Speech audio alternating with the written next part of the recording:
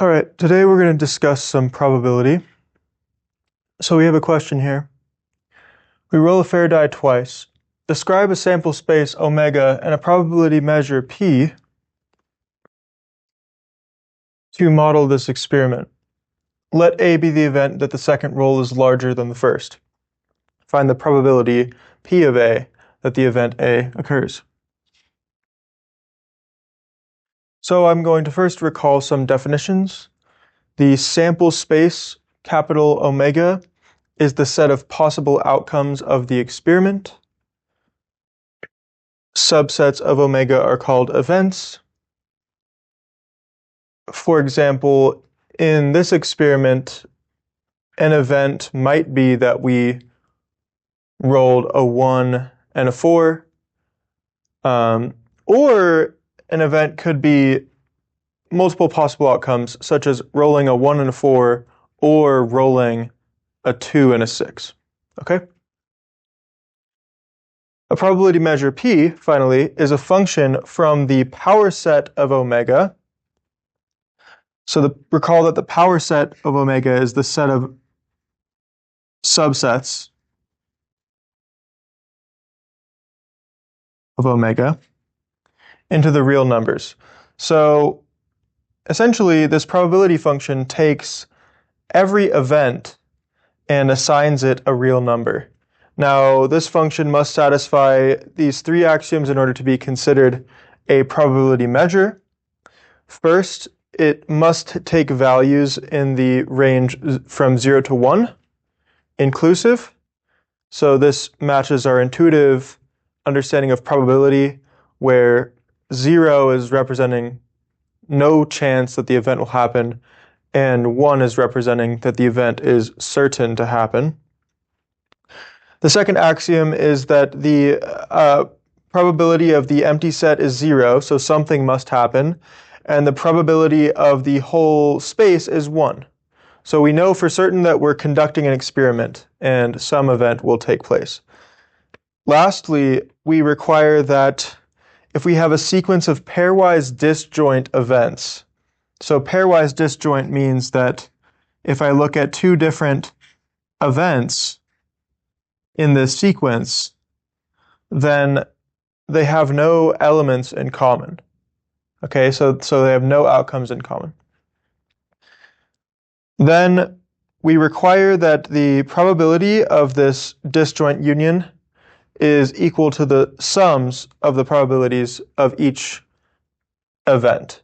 So intuitively, this makes sense. An example of axiom 3 would be if I considered the disjoint events of rolling a 1 and a 4, and then perhaps I rolled a 2 and a 6, and these are two different events that could take place, then the probability of rolling either of those two options is just the net probability added together of each possibility. All right, if that seems a bit verbose to you right now, then that's okay. Let's just jump into the exercise and hopefully it'll become more clear.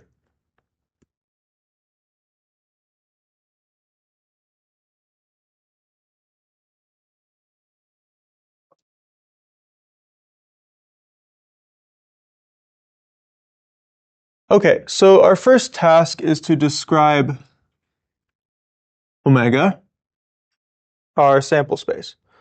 So this is going to be the set of all possible outcomes of rolling 2 die.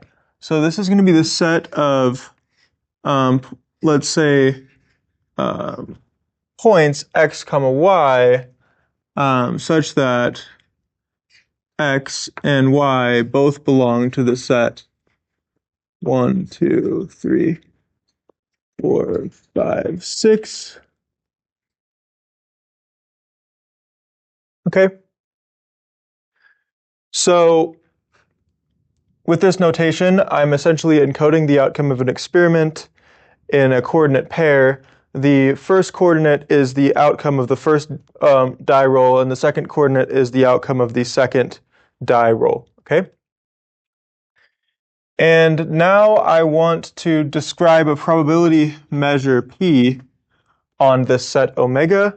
And based on the three axioms that we know, it actually just suffices to specify the probability of each individual outcome occurring. So we're going to define P of a single outcome x, y. And since these are fair-sided die, then I should assign any possible outcome an equal probability. So the probability of rolling, okay, let's look at a specific example. 1, 2, okay? So the probability of rolling a 1 in the first die and a 2 in the second die is precisely 1/6 times 1/6, which is 1 over 36. Now notice that this is an ordered pair. So this first coordinate is truly the first die and the second coordinate is truly the second die. And so this logic of multiplying the probabilities of each outcome makes sense, okay? So then, but this is nothing, there's nothing special about this outcome. We want to require this probability for all possible outcomes because the both die are fair die. So no matter what numbers I put here, there's going to be an equal probability of 1 over 36 for all x and y in this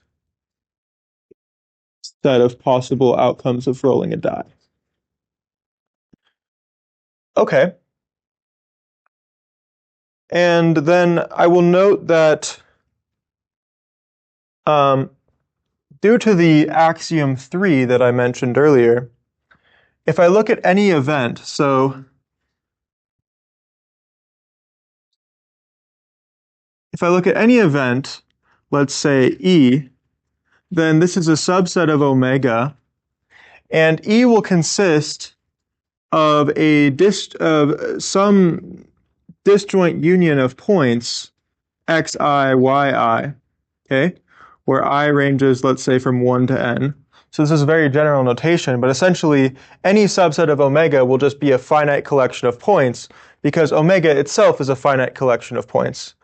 And so we can just use the axioms to establish that the probability of any event E occurring is simply the sum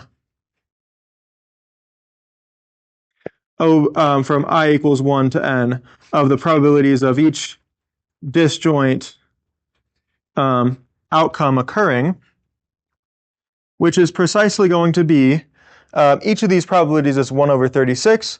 So this is precisely the cardinality of E, or the size of the set E, the amount of elements of the set E, divided by 36. Okay? Wonderful. So now, with this in mind, let's go ahead and look at the specific event that the problem called to our attention. So consider the event A. Now let me just recall A real quick.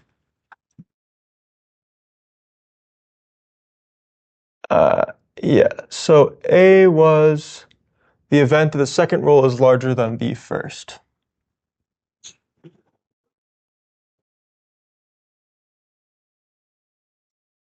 Okay, which is equal to the set where the second roll is larger than the first. This is the set of x comma y in our outcome such that x is strictly less than y.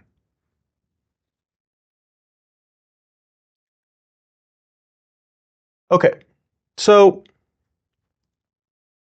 this is just set theoretic notation. Here, this bar can be read as such that. So this is a subset of omega, and it's in particular the subset of omega which describes the outcome of the second die being strictly larger than the first. Okay, and we want to describe the probability that A occurs. So as I mentioned previously, due to axiom 3 of the probability measure, the probability that A occurs is simply going to be the size of the set A divided by 36. So it just remains to determine the size of the set A. Now, if I were to label, let's say, a matrix of numbers, and let's look at 1, 2, 3, 4, 5, 6, 1, 2, 3, 4, 5, 6, okay? So let's set up a 6 by 6 matrix. There's a lot of ways to determine the size of A. This is just what comes to my mind right now.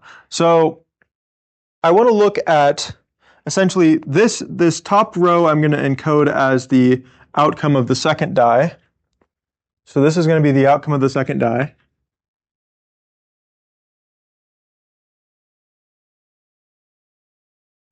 And then this column here will be the outcome of the first die.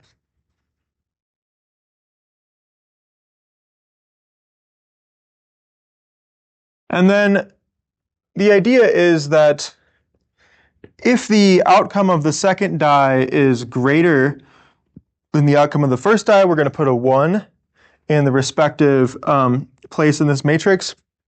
If not, we'll put a 0. So let's look at 1, 1 has a 0, 2, 1, so 2 is larger than 1, so I'm going to put a 1 here. 3, 1, I'm going to put a 1 here, etc. So what I'm going to end up with is essentially an upper triangular matrix that looks something like this, where I have zeros along the diagonal and beneath the diagonal.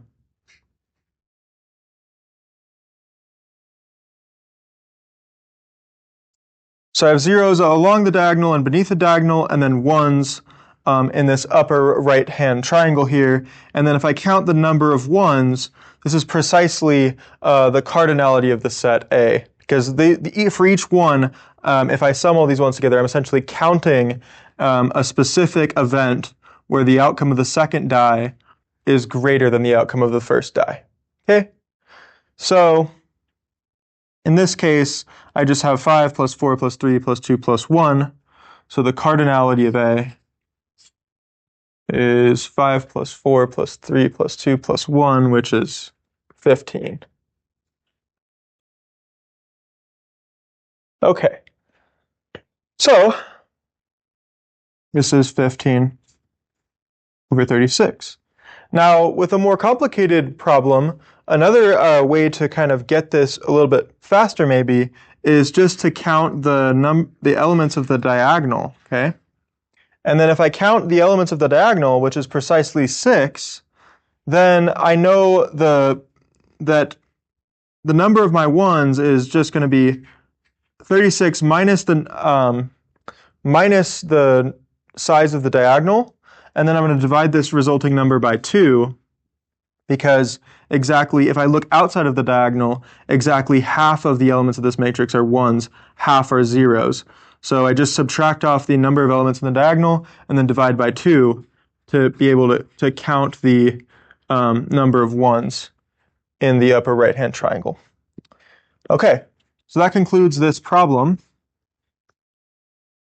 And thanks for listening.